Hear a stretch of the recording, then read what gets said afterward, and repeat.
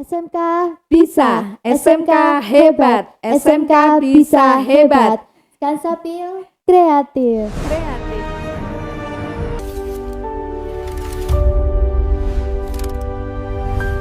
Halo semuanya, selamat datang di podcast SMK Negeri 1 Kepil. Skansapil bicara inspirasi berkarya. Senang sekali rasanya perkenalkan saya Herlina Oliviana. Ini menjadi kesempatan pertama bagi saya untuk memandu obrolan kita hari ini. Di episode spesial kali ini kita akan bahas suatu topik yang sangat menarik, yaitu teknologi dan tren digital dalam dunia pendidikan. Tentu saja saya tidak sendirian, karena setelah hadir narasumber yang sangat luar biasa dan terhormat, beliau adalah pengawas sekolah kita di SMK Negeri 1 Kepil. Nah, agar suasana kita makin akrab, langsung saja kita sapa tamu spesial kita. Selamat pagi Ibu, bagaimana kabarnya hari ini? Selamat pagi Mbak Herlin. Alhamdulillah kabar hari ini luar biasa. Alhamdulillah Ibu. Mohon izin Ibu boleh sedikit diperkenalkan diri Ibu agar sahabat podcast Skansapil bisa tahu lebih dalam tentang Ibu. Baik, saya akan perkenalkan, nama saya Susilowati Setianingrum. Saya selaku pengawas pembina dari SMK Negeri 1 Kepil Kabupaten Wonosobo, dan saya dari Dinas Pendidikan Provinsi Jawa Tengah, Cabang Dinas Pendidikan Wilayah 9 Kabupaten Wonosobo dan Banjarnegara. Jadi saya mendampingi 19 SMK di Kabupaten Wonosobo dan Kabupaten Banjarnegara. Baik Ibu, salam kenal ya Ibu Susi. Iya. Sebenarnya ini suatu kehormatan dan kebanggaan tersendiri bagi saya bisa duduk bareng Ibu hari ini. Baik Ibu, sebelum kita membahas soal topik utama kita hari ini, sejujurnya saya penasaran terkait dengan perjalanan karir Ibu. Dan sekarang Ibu, sebelum Ibu mengemban amanah sebagai pengawas sekolah, terutama ini kan sekarang sampai 19 sekolah. Jujur saya terkejut gitu. Pasti susah dan harus penuh ekstra lagi untuk mengawasi 19 sekolah ini Bu. Jadi boleh diceritakan sedikit Bu, bagaimana Ibu sebelumnya sebelum menjadi seorang pengawas, Ibu pernah mengajar di mana saja dan mengampu pelajaran apa Bu? Baik, ya.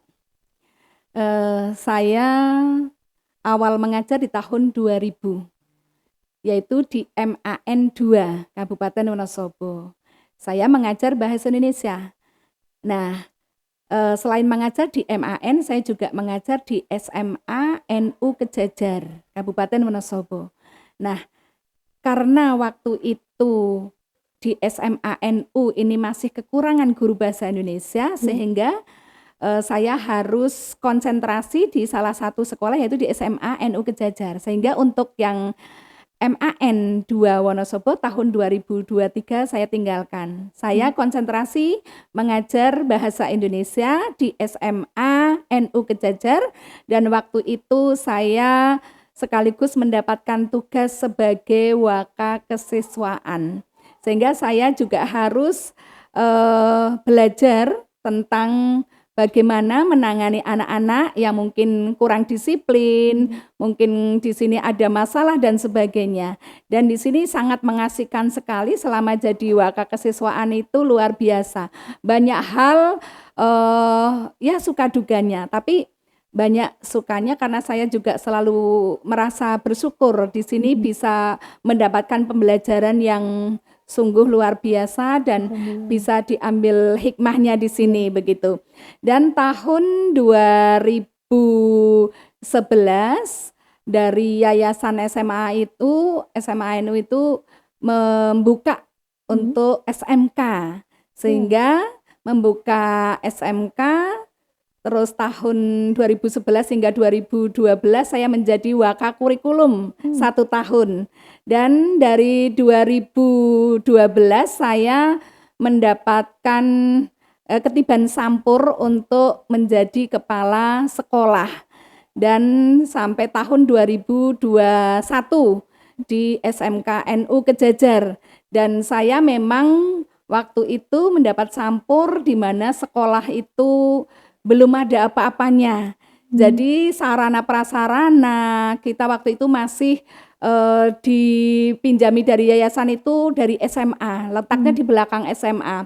Dan alhamdulillah karena perkembangannya SMK, muridnya semakin banyak-banyak sehingga yayasan membelikan tanah, di mana tanah di Kejajar itu dibelikan dari iuran masyarakat Kecamatan Kejajar. Dan alhamdulillah kita waktu itu dibelikan sekitar 3.000 untuk pengembangan sekolah dan pindah di Buntu waktu itu, dan kita membangun di sana ya.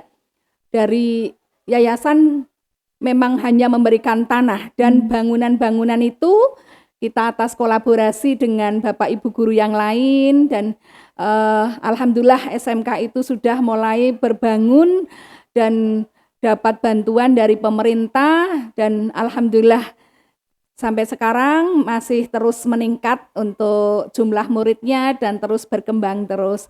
Dan tahun 2019 saya mendaftar calon pengawas, dan waktu itu ada informasi bahwa sekolah DPK, karena waktu itu saya diperbantukan di sekolah swasta sebagai ASN, dan saya ditempatkan di SMK Negeri 1 dari 2019 hingga 2021. Nah, tahun 2021 saya akhirnya SK-nya turun sebagai pengawas SMK Provinsi Jawa Tengah. Dan waktu itu saya tahun 2021 di bulan Agustus saya mendapatkan SK sebagai pengawas dan mendapatkan tugas pengawas di Kabupaten Purbalingga dan Kabupaten Banjarnegara. Dan sampai 2024 saya baru kembali ke Wonosobo, dan banyak sukacitanya, tapi luar biasa saya dengan banyak bersyukur, dan intinya apapun yang Allah berikan kita selalu bersyukur. Dengan bersyukur insya Allah kita akan diberikan kelimpahannya, diberikan kelimpahan sehat, nikmatnya, rezekinya dan sebagainya. Itu Mbak. Ya. Luar biasa sekali ya Ibu, perjalanan Ibu dari tahun 2000, dari menjadi seorang guru, lalu menjadi wakil kesiswaan, lalu menjadi wakil kurikulum, hingga kepala sekolah, dan sekarang menjadi seorang pengawas. Itu jujur saya sangat wow sekali mendengar hal tersebut. Lalu Ibu, dedikasi Ibu dari menjadi seorang guru hingga menjadi seorang pengawas itu sangat-sangat menginspirasi saya untuk terus berjuang agar bisa terus upgrade setiap harinya gitu. Dan ini benar-benar membuat saya menjadikan Ibu itu sebagai role model saya untuk terus belajar di sekolah nantinya. Iya, bersemangat harus Mbak. Iya, harus. Mudah-mudahan menginspirasi ya Mbak. Iya, amin, selalu menginspirasi saya Bu. Lalu Ibu, masuk ke topik utama kita mengenai teknologi dan tren digital ini. Iya, baik. Di tahun 2026 ini kan tren digital termasuk AI juga, kecerdasan buatan seperti chatbot, ChatGPT dan sebagainya kan berkembang sangat pesat dari waktu ke waktu. Terutama ya di SMK ini kan banyak sekali siswa-siswi yang menggunakan AI ini untuk membantu proses belajar dan mengerjakan tugas. Ya, saya sendiri juga menggunakan. Nah, menurut Ibu bagaimana pandangan Ibu terkait dengan tren AI ini dalam dunia pendidikan khususnya di SMK ini, Bu? Iya, baik. Menurut saya itu bahwa tren AI sekarang yang berkembang di dunia pendidikan, baik itu dari tingkat mungkin TK, SD, ya SMP hingga SMA, SMK ya, itu sangat luar biasa. Di mana di sini merupakan langkah revolusioner supaya nanti anak-anak ini bisa lebih belajar ya untuk sesuai dengan perkembangan teknologi, perkembangan zaman yang semakin sekarang itu lebih maju, teknologi yang semakin maju, dan harapannya anak-anak SMK ini bisa mengikuti perkembangan zaman sesuai dengan bidangnya masing-masing. Karena di SMK ini kan banyak bidang dari konsentrasi keahlian yang bermacam-macam. Bahkan di sini tentunya anak-anak itu karena sekarang setiap hari mesti pegang gadget ya.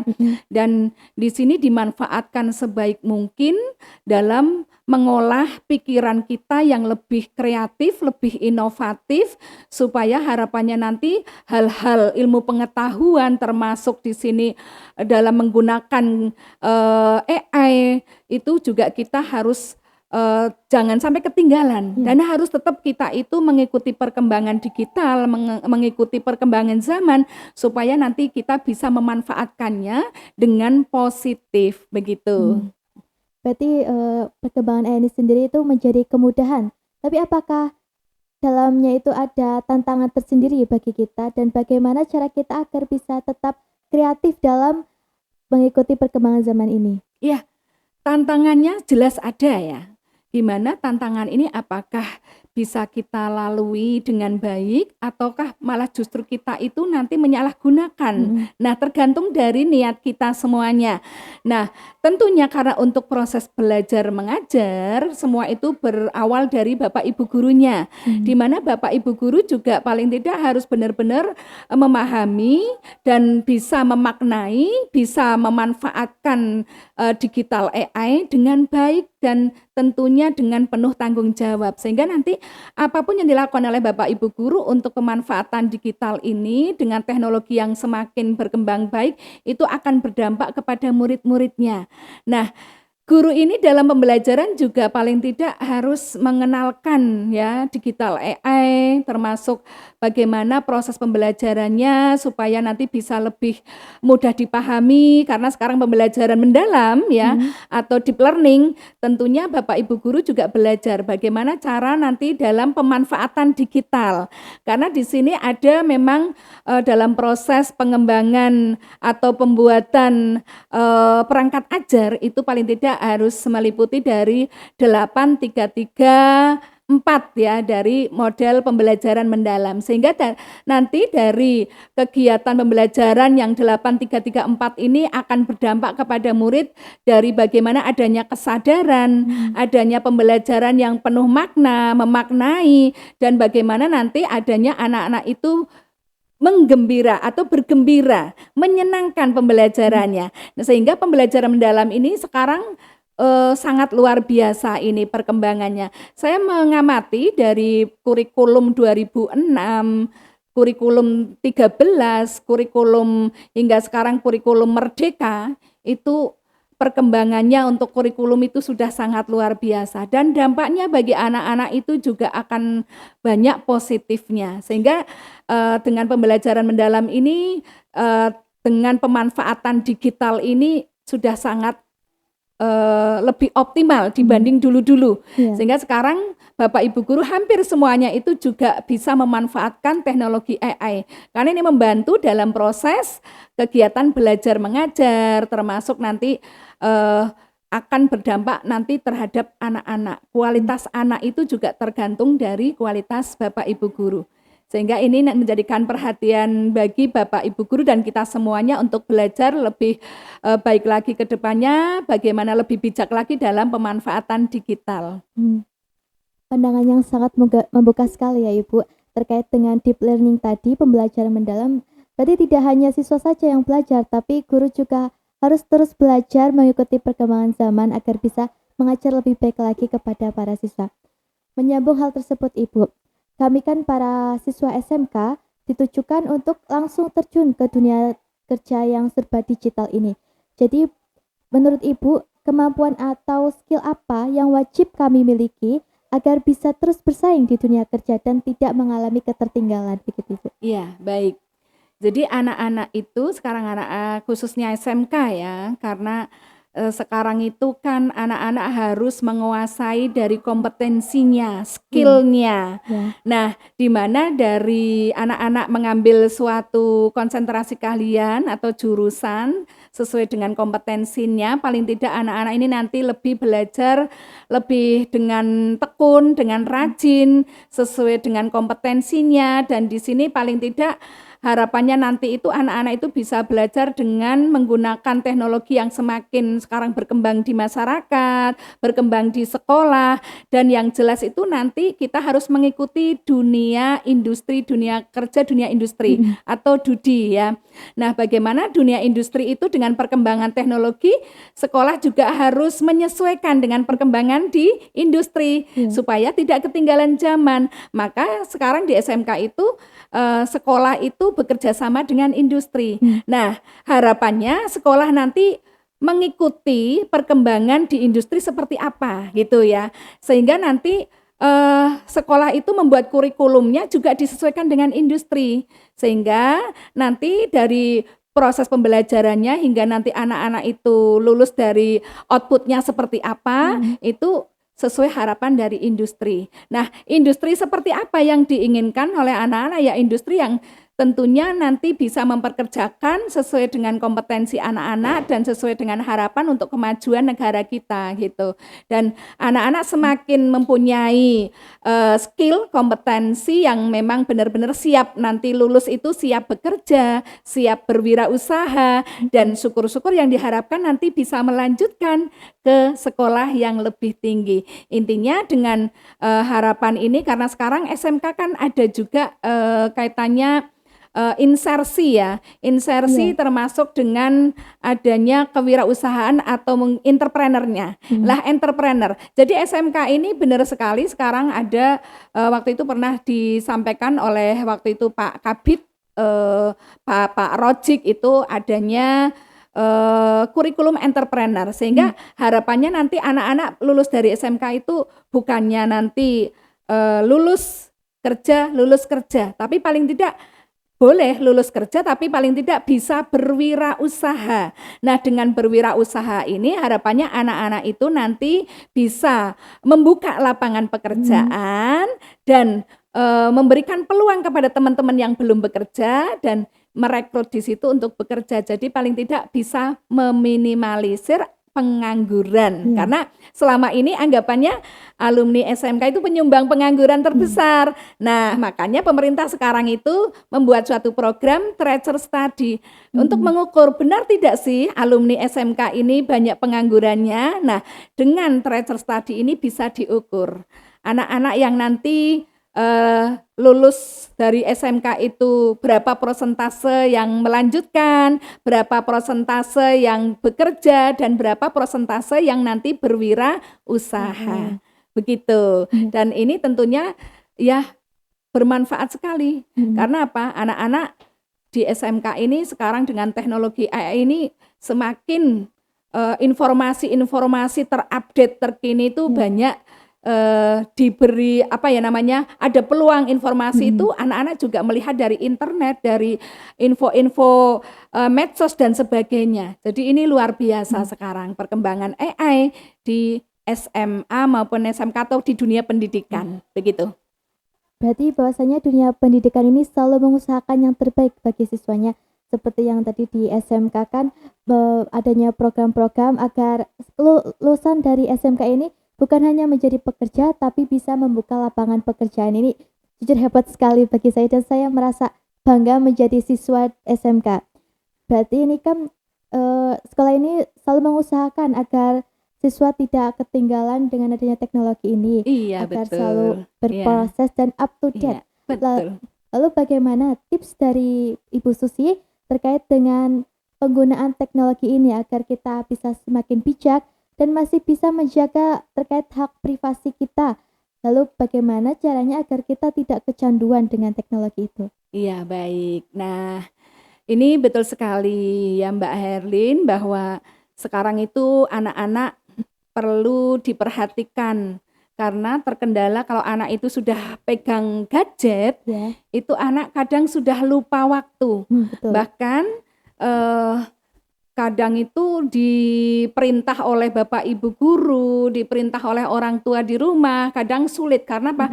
Sudah megang gadget, pegang yang dipegang mungkin nanti dengan internet yang terhubung kemana-kemana. Nah, sebagai orang tua ya, baik kita sebagai orang tua di rumah, orang tua di sekolah, karena kan murid-murid kita, anak-anak kita itu kalau di sekolah itu adalah orang tuanya Bapak Ibu guru.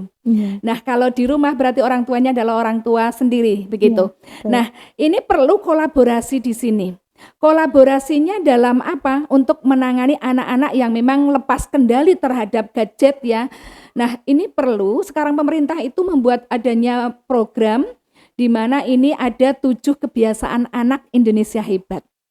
Di mana 7 kebiasaan anak Indonesia hebat ini dari dia bangun pagi ya, terus anak ini beribadah, anak ini berolahraga, terus makan bergizi, terus di sini ada gemar belajar, bermasyarakat, dan tidur lebih awal. Lah ini 7 kebiasaan anak Indonesia hebat yang dimana sekarang sudah diberikan kepada sekolah-sekolah supaya untuk ditindaklanjuti. Dan ini kolaborasi dari pihak sekolah bersama orang tua. Nah, 7 kebiasaan anak Indonesia hebat ini tentunya ini kalau diterapkan bagi anak-anak nanti hasilnya walaupun ini berproses tapi nanti akan sangat luar biasa. Karena apa? Ini melatih anak menjadi lebih disiplin dan tentunya akan terpantau oleh orang tua. Pada saat 7 kebiasaan anak Indonesia hebat itu nanti orang tua sendiri yang di rumah yang nanti akan memantau dari dia bangun pagi hingga nanti anak itu tidur lebih awal gitu loh. Ini akan terpantau terus. Nah, pada saat anak di sekolah itu paling tidak pada saat gemar belajar. Karena waktu-waktu sekolah begitu. Nah, pada saat gemar belajar inilah nanti tugas dari Bapak Ibu guru memantau di sekolah. Nah, pada saat di rumah itu tugas penuh orang tua. Tanggung jawab orang tua. Di mana di sini peran orang tua memang sangat paling paling benar-benar maksimal. Memperhatikan anak-anak di sini itu paling maksimal itu ya orang tua. Makanya orang tua seperti apa ini akan berdampak terhadap karakter anak-anak. Nah, mulai dari inilah ya dengan 7 kebiasaan anak Indonesia hebat kalau nanti kita bisa terapkan kolaborasi dari pihak sekolah dengan orang tua, nanti mungkin setiap bulan sekali atau 3 bulan sekali ada laporan dari orang tua terhadap sekolah, ini nanti akan terpantau terus. Ini merupakan proses bagaimana mendidik anak-anak kita supaya nanti tidak ketergantungan terhadap gadget. Karena ini sudah mulai adanya karena waktu itu kan anak-anak kita itu adanya COVID ya waktu itu ya, COVID-19, sehingga waktu itu anak itu sangat berdampak sekali terhadap gadget karena pembelajaran aja online. Nah, di mana dengan itu akhirnya anak sudah merasa zona nyaman. Nah, untuk merubah itu perlu proses sangat luar biasa. Sering saya jumpai di sekolah binaan saya itu anak-anak masih masih terobsesi banget dengan gadget. Jadi masih sulit. Nah, sehingga untuk adanya merubah lagi perilaku anak ini ataupun pola pikir itu perlu nanti proses-proses ini yang perlu kolaborasi dari pihak sekolah dengan pihak keluarga atau orang tua di rumah. Dan harapannya anak-anak ini nanti tentunya kita semua ya termasuk orang tua juga paling tidak kita harus bijak dalam memakai gadget, termasuk dalam pemakaian internet, ChatGPT, terus cloud ya, termasuk di sini ada notebook LM ya. Nah, ini juga semuanya itu program yang memang di komputer itu sekarang lagi banyak hal-hal baru, tapi kita harus bijak dalam memakainya dan jangan sampai kita itu nanti kecolongan, sampai data-data kita dimanfaatkan oleh orang yang tidak bertanggung jawab, sehingga kita harus pinter-pinter mengelola, memakai AI atau internet atau mungkin komputer ini dengan lebih baik dan bijak. Sehingga data-data kita harus aman, jangan sampai kita berikan kepada orang yang tidak bertanggung jawab. Karena apa? Internet, AI, semuanya ini yang langsung itu kan di dunia maya, di mana orang-orang yang tidak bertanggung jawab atau orang-orang jahat itu banyak di luar sana. Makanya kita harus hati-hati dan harus berpikir pintar, berpikir cerdas untuk kita itu memanfaatkan teknologi AI atau teknologi komputer ya. Karena ya kalau di SMK itu ada RPL, ada TKJ, dan itu sebenarnya hal-hal teknologi yang sangat canggih untuk kita pelajari bersama. Makanya kita harus jangan sampai kita itu kalah dengan AI, dikalahkan oleh AI. Kita harus bisa lebih pintar, lebih segalanya, dan kita memanfaatkan dengan positif, dengan baik. Begitu, Mbak. Baik Ibu, saya setuju sekali dengan pendapat Ibu bahwasanya terkait dengan kolaborasi antara guru dan orang tua di rumah untuk perkembangan anak-anak dan siswa juga ya, mestinya terkait dengan program Iya, 7 betul. kebiasaan anak Anak Indonesia Indonesia hebat hebat. itu. Iya, Lalu satu lagi, dengan adanya AI ini kita tidak boleh dikalahkan oleh AI. Kita iya, harus menjadi tuan dari AI itu, bukan betul. malah menjadi pembantu dari AI. Iya. Itu. Nah, Lalu Ibu yang terakhir ini Bu, sebelum penutup, apa pesan, motivasi dan harapan Ibu terhadap siswa-siswi SMK Negeri 1 Kepil ini agar terus semangat belajar dalam pendidikan yang penuh dengan teknologi ini, yang penuh dengan kemajuan-kemajuan ini Bu? ya baik. Harapan saya anak-anak itu semua kita harus berlatih dewasa, berpikir dewasa, dan berperilaku yang positif, di mana kita dalam menghadapi dunia maya yang memang sekarang itu semakin banyak disalahgunakan oleh orang-orang yang tidak bertanggung jawab. Intinya kita harus berpikir bijak, berpikir pintar, dan harus memilah-milah mana-mana. Kita harus berpikir ulang. Kalau saya mau bermedsos itu, sekiranya saya melakukan ini, apakah nanti dampaknya itu seperti apa? Kita harus berpikir 2 kali. Jangan sampai nanti kita asal upload, asal kita komen. Nah ini, kadang kita komen di medsos saja, kadang tidak sesuai ya. Maka kita harus hati-hati. Jadi bagi anak-anak tetap kita itu belajar dengan teknologi yang semakin maju, semakin berkembang, karena ini tentunya namanya teknologi AI atau teknologi TI ya, teknik informatika itu akan terus berkembang bahkan semakin canggih. Tapi kita jangan sampai nanti kita itu dibodohkan ya, atau mungkin diperlakukan yang kita itu nurut saja. Tapi kita justru harus menguasai teknologi TI ini dengan lebih bijak, dengan lebih baik. Jangan sampai kita itu salah di bermedsos dan sebagainya. Kita memanfaatkan semua teknologi ini untuk belajar supaya kita tidak ketinggalan zaman, tidak ketinggalan teknologi, dan kita tentunya memanfaatkan dengan positif hal-hal yang baik saja untuk pembelajaran kita, dan kita buang yang memang tidak baik, jangan kita lakukan.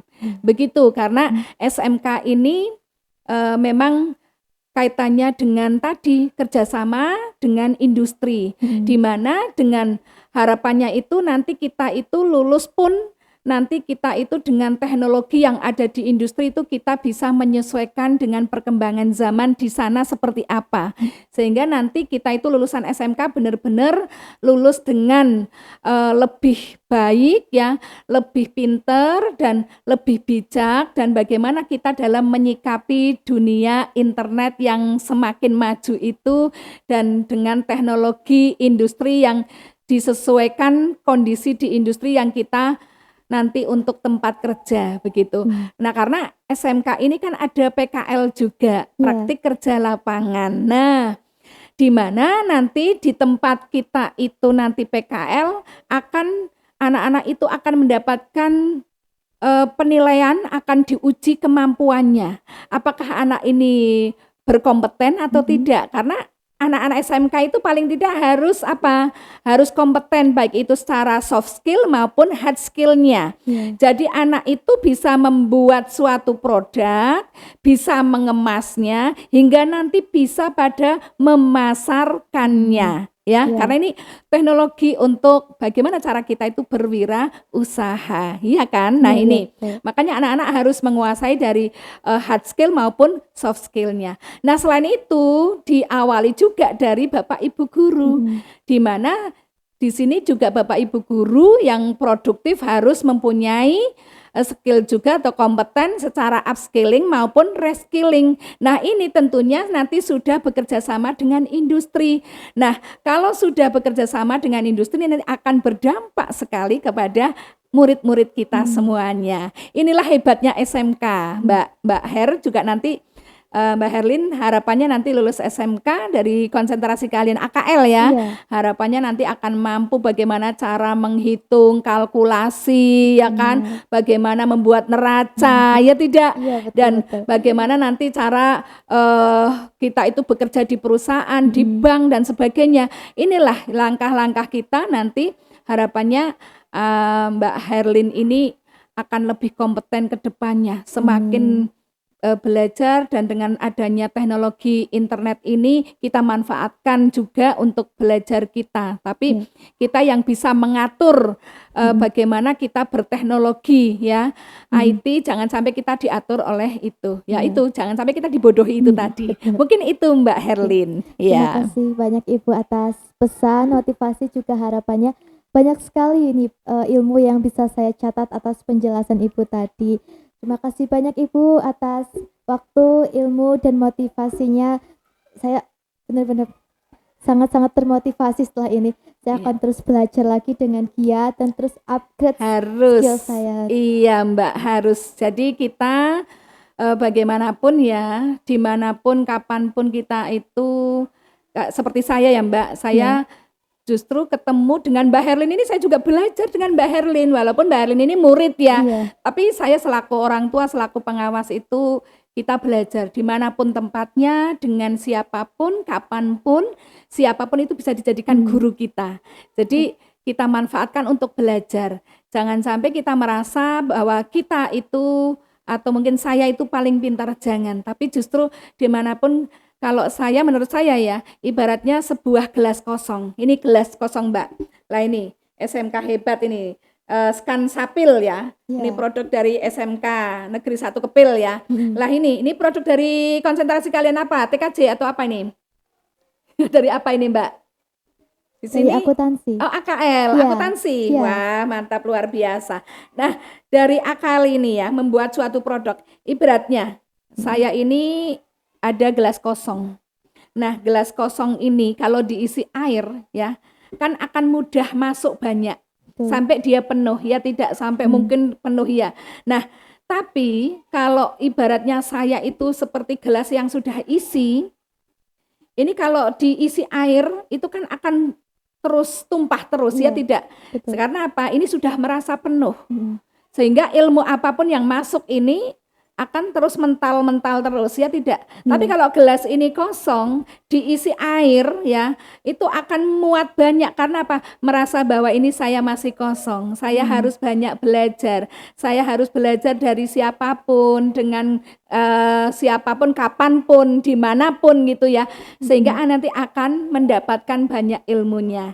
Jadi kita jangan sampai sombong ya dengan ilmu yang kita miliki, dan kita justru akan semakin bahwa saya itu masih kosong, ibaratnya seperti gelas kosong. Jadi saya harus belajar dan terus belajar supaya nanti kita akan semakin bertambah ilmu kita. Gitu Mbak, ibaratnya seperti itu. Bagus sekali Ibu filosofi terkait dengan gelas kosong ini. Terima kasih. Baik Ibu, sekali lagi terima kasih banyak atas sama-sama waktu yang telah diluangkan, ilmu yang telah diberikan, juga motivasi yang sangat hebat sekali. Semoga Ibu sehat selalu dan semoga kita dapat dipertemukan kembali di lain waktu dengan keadaan yang baik. Amin. Dan saya doakan juga Mbak Herlin, ini public speaking-nya sudah bagus ya Mbak Herlin ya. Terima kasih Bu. Jadi memang SMK itu paling tidak memang harus belajar public speaking. Karena apa?